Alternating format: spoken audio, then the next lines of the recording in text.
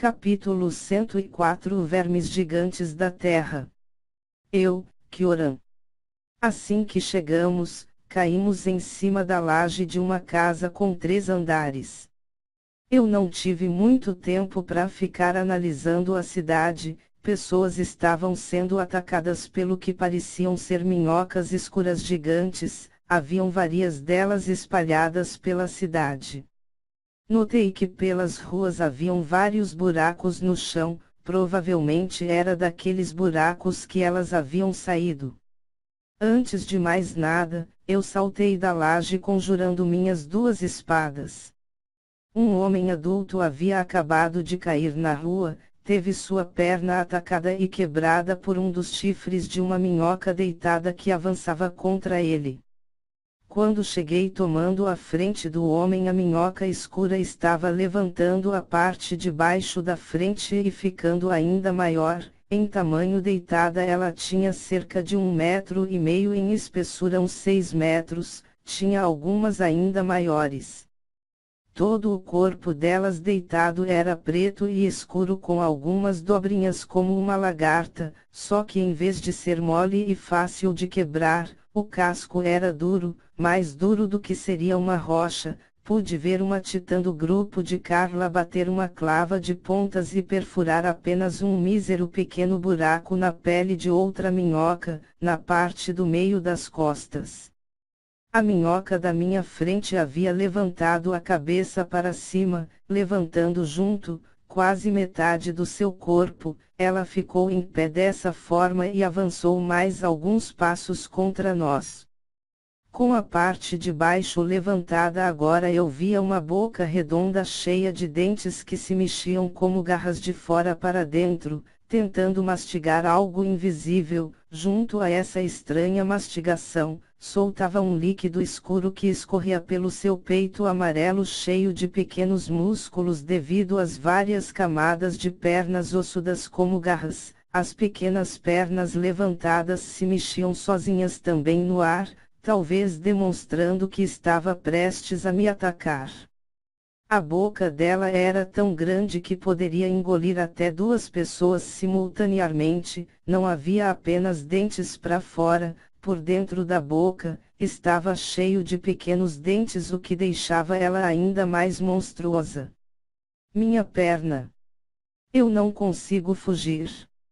Gritou o homem assustado, segurando a perna quebrada com as 2 mãos. O chifre da minhoca que fica na ponta da cabeça dela, tinha perfurado e quebrado o joelho do homem quando ele tentou fugir. A seguir, ela havia levantado o corpo para devorá-lo. Por cima da boca cheia de dentes, haviam 2 olhos vermelhos que pareciam olhos gigantes de formigas. Eu não pensei nem 2 vezes antes de estender as espadas e perfurar cada um deles, sorte que estavam ao meu alcance. A espada entrou como uma faca rasgando pão, um líquido verde se espalhou nas lâminas enquanto o bicho se debatia desesperado sem fazer qualquer barulho. O ataque foi tão efetivo que ele saltou para trás fugindo das lâminas e voltou a deitar o corpo no chão ainda se debatendo. Depois disso, ela parou e ficou completamente imóvel. Eu brandi minhas espadas no ar para retirar o líquido verde nojento e me virei para o homem. Uma mulher adulta estava passando na hora e mesmo assustada parecia reconhecer o homem. Ela parou e o ajudou a se levantar. Consegue levar ele? Perguntei apressado. Havia muitas daquelas coisas pela cidade. Consigo sim, obrigada, disse ela. O homem se apoiava nela e assim eles saíram caminhando. Me virei de volta, as outras minhocas estavam longe de nós, então eles iam conseguir ficar bem. Corri minha visão rapidamente em volta e vi outras 2 pessoas em perigo. Um era uma mulher com uma criança de colo que estava sendo acuada contra uma parede por 2 minhocas, e o outro era uma menina de uns 5 anos que estava chorando apavorada agachada no meio da rua. A minhoca que a perseguia nem se preocupou em machucá-la antes de tentar devorar. A menina estava parada sem reação. A minhoca levantou o corpo e avançou para devorá-la.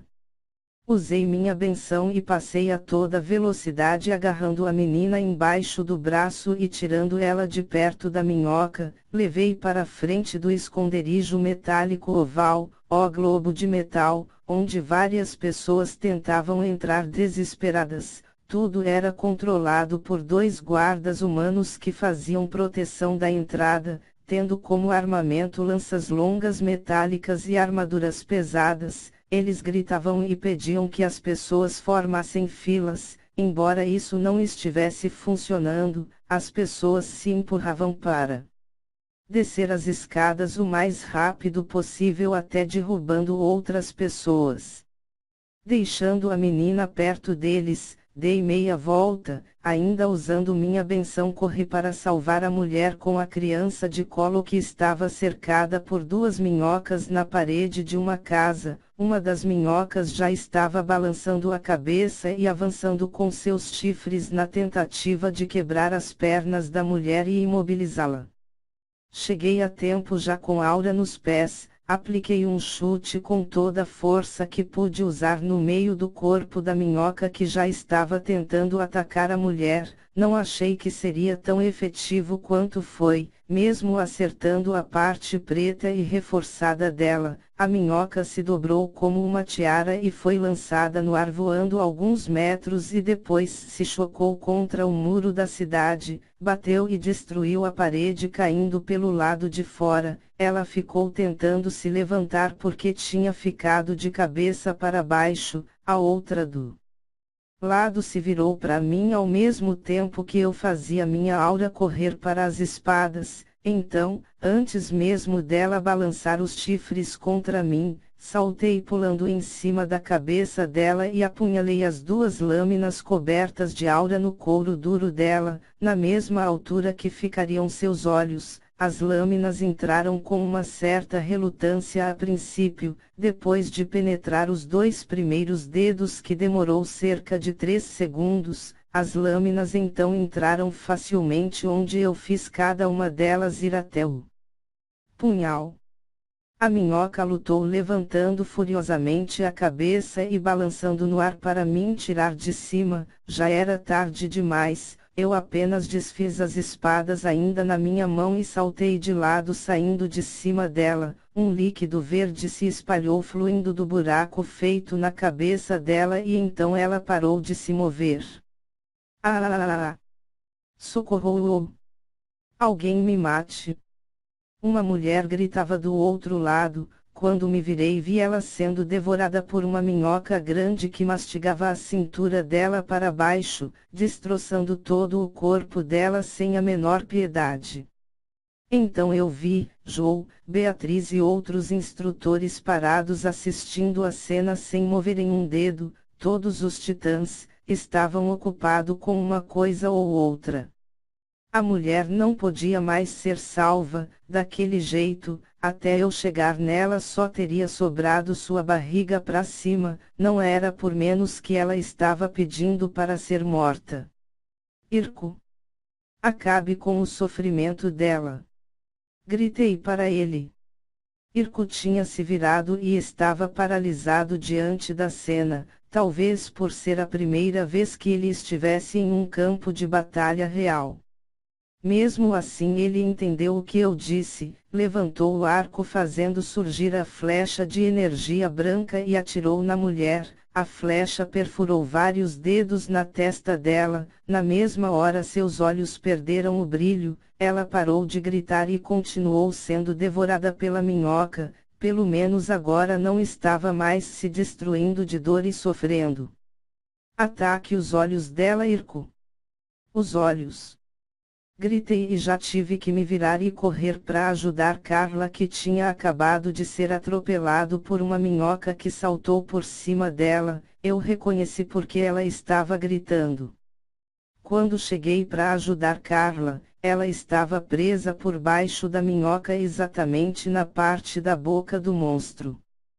Carla gritava pedindo ajuda debaixo da minhoca desesperada. As garotas do seu grupo batiam com suas armas nas costas e até na cabeça do monstro, não causavam mais do que alguns arranhões mesmo utilizando aura. Sai da frente! Exclamei com uma do grupo de Carla que estava atacando a minhoca furiosamente com duas espadas sai em cada mão, pequenas lâminas que parecem a ponta de um tridente, porém com a lâmina do meio maior, ou armas que a Milena usa no Mortal Kombat.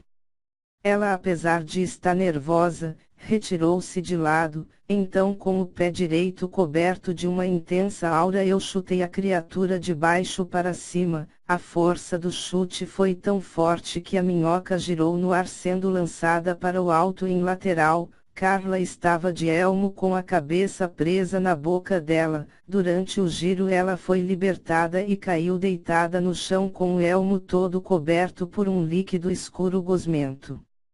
Você está bem? Perguntei preocupado parando do lado dela. A minhoca que tinha caído de lado estava sendo atacada pelas garotas em todas as partes perto do olho e no olho, a dica que dei a Irko elas também tinham ouvido. Eu acho, aquela coisa tentou comer minha cabeça, ela saltou do chão em cima de mim me pegando de surpresa explicou ela assustada e instintivamente agarrou meu braço. Parece que elas não são fortes o suficiente para quebrar nossas armaduras. Quando me virei de lado, Beatriz estava parada desfazendo sua armadura roxa. Provavelmente ela tinha se preparado para salvar Carla. Acabei chegando primeiro. Eu cuido dela, vá ajudar os outros, disse Beatriz agarrando e acalmando Carla pelo ombro. Ela não tinha o menor nojo da gosma escura nojenta que escorria pelo elmo de Carla. Os grupos que até há pouco lutavam atrapalhados e separados, agora tinham se reunido e lutavam se ajudando. Alguns usavam suas forças e armas para levantarem as minhocas enquanto outros perfuravam os olhos delas. Morfeu sozinho conseguia levantá-las sem o uso de aura e ainda goleá-las com um machado gigante, seja na boca quebrando os dentes ou até mesmo destruindo os olhos. Kulata espalhava fogo com suas luvas pelo chão criando um pequeno poço de larva na frente das minhocas que eram obrigadas a levantar o rosto. Nessa hora, Irko atirava as flechas penetrando seus olhos vermelhos e assim os dois seguiam matando várias e várias seguidas. Cada grupo tinha sua própria maneira de matar as minhocas gigantes. Eu só estava preocupado na segurança da galera no geral. Ver uma mulher sendo devorada viva por uma coisa daquelas tinha me deixado completamente perturbado, fora as pessoas que morreram antes de chegarmos aqui. Em pouco mais que 3 minutos depois daquilo, as últimas foram mortas. Os corpos delas ficaram espalhados pelas ruas da cidade, algumas haviam sido mortas pelo lado de fora mesmo. Eram muitas que tinham atacado e nenhuma parecia ter fugido, nem mesmo aquela que eu arremessei para fora. Ela tentou voltar e foi morta por outro grupo. Vermes gigantes da terra, disse Joe parando do meu lado. São criaturas que vivem sobre túneis por baixo de cidades e lugares movimentados com muitas presenças de vida com as quais elas possam lidar. Elas não caçam, não se alimentam dessas pessoas, comem criaturas e pequenos monstros que vivem na própria terra. No entanto, quando estão perto de procriar, as fêmeas dessa espécie saem para fora e comem tanto quanto puderem de suas presas já preparadas, disse Joe e fez um movimento com a cabeça como se quisesse que eu o seguisse. Ele saltou para a muralha de 2 metros que cercava a cidade. Eu saltei pousando ao lado dele. Ele me apontou um campo farto de todo tipo de plantações, feijões, arroz, frutas, legumes. Quando elas se fazem presentes em um determinado local, a colheita é ótima, isso porque elas se alimentam da maioria das pragas que poderiam causar danos às plantações, explicou ele. Como eu fiquei em silêncio, ele continuou. Elas passam anos e anos escondidas até aparecerem, ninguém sequer pode imaginar que estão vivendo sobre uma armadilha. Porque vocês não ajudaram as pessoas quando chegaram? Porque ficaram parados quando poderiam ter evitado outras mortes? Perguntei, me lembrando da mulher. Nosso trabalho não é salvar essas pessoas, é salvar os nossos alunos. Devemos garantir a vida de vocês nas primeiras missões, explicou ele. Isso me fez se lembrar de Beatriz, que se moveu para ajudar Carla, embora eu tenha chegado antes. Isso é um absurdo. Nós estamos protegidos com armaduras que são bem resistentes à maioria das coisas, essas pessoas não. Elas sim precisam de proteção, reclamei de volta. Certo, por isso vocês estão aqui, são vocês que fornecem proteção a essas pessoas, não nós. Nós instrutores temos a obrigação e a ordem de defender apenas vocês, não importa o que esteja acontecendo, nossa prioridade é vocês. Absurdo! Reclamei mesmo assim. Você acha que se um verme desses mastigar consecutivamente uma parte da armadura, ela não vai se quebrar? Se você agisse um pouco mais tarde e Beatriz não fizesse qualquer coisa, sua amiga teria perdido a cabeça e morrido. Não aconteceu. Só porque você é melhor que todos os outros aqui, não significa que os outros não possam precisar de apoio. Regras precisam ser seguidas, por mais impiedosas que pareçam. Isso é para o bem dos titãs, disse Joe e virou-se voltando para a cidade. Eu não sei bem o que sentir naquele momento. Esse chamado era parecido com a vez dos orcs. A diferença é que aqui houve mortes e esses vermes eram muito mais sinistros, mesmo sendo considerados de baixo perigo, ainda deram trabalho para a maioria, que tiveram que lutar em conjunto. A pior parte era o sentimento de impotência, ver aquela mulher morrendo e não poder fazer nada para ajudar. Se eu fosse ainda mais rápido, mais forte, poderia ter evitado. Quando voltamos para o pátio, tivemos de nos afastar do portal porque um grupo de titãs sem armaduras entraram a seguir, tinham um pouco mais que 10 deles. O que acontece agora com aquela cidade? O que aqueles titãs foram fazer? Arrumar a bagunça? Perguntei para Joe. Eles são coletores, foram retirar as placas protetoras dos vermes. A pele preta, essa placa pode ser vendida por um alto valor no mercado, ela é usada para a criação de muitas armaduras humanas. Espere, eles não irão consertar nada. Nem mesmo o muro? Perguntei um pouco preocupado. Todos os problemas são os próprios humanos quem devem resolver, Kyoran. Não cabe a nós ajudar em qualquer outra coisa, nossa parte já fizemos, que foi destruir os monstros. Temos titãs que poderiam refazer aquele muro com facilidade, Joe, até mesmo arrumar as paredes das casas que foram destruídas. Qual é o problema em ajudar? Perguntei preocupado. Você está um pouco equivocado, Kyoran. Temos titãs sim que podem dominar certos elementos, mas eles não bons com esse tipo de trabalho, e mesmo que fossem não cabe a nós. Converse com a Aya sobre isso ou com Ricardo. Nós temos que seguir as regras criadas por eles, aqueles que estão no poder, disse Joe e virou-se voltando para os outros. Eu fiquei em silêncio imaginando o real significado de sermos titãs. Parecia que Joe não se importava com minhas questões, talvez porque fui humano eu era preocupado sobre aquilo, eles também já não foram. Porque só eu pensava diferente.